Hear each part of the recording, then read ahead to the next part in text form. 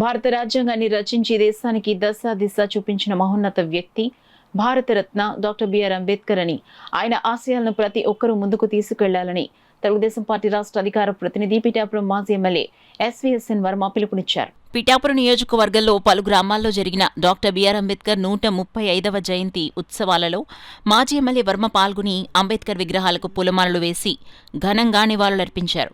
ఈ సందర్భంగా పలు సేవా కార్యక్రమాల్లో మాజీ ఎమ్మెల్యే వర్మ పాల్గొన్నారు. పేదవాళ్ళ కోసం, అణగారిన వర్గాల కోసం మరి ఎంతో పోరాటం చేసిన పోరాట యోధుడు. ఈరోజు భారతదేశంలో అటు కేంద్రంలో కానీ ఇటు రాష్ట్రంలో చంద్రబాబు నాయుడు గారు కానీ ఆయన ఆశయాలకు అనుగుణంగా ముందుకి వెళ్ళడం జరుగుతుంది. ఆయన ఆశయాలన్నీ కూడా ప్రతి చిన్నవాళ్ళకి తెలిసే విధంగా మరి అంబేద్కర్ మ్యూజియం కూడా అమరావతిలో స్మృతివనం కూడా మరి చేయడం జరుగుతుందని చెప్పి నేను తెలియజేస్తా ఉన్నాను.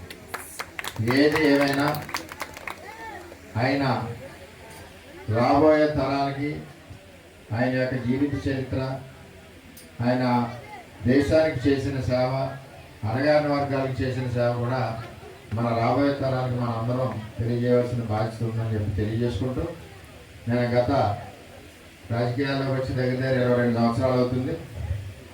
నేను వచ్చిన మొదటి సంవత్సరం నుంచి ఏదైనా ఒక సంవత్సరం మిస్ అయి ఉంటానో 1-2, కానీ దగ్గర 18 ఏళ్ళు నేను కంటిన్యూగా గొల్లప్రోలు అంబేద్కర్ గారి జయంతికి నేను వస్తున్నాను.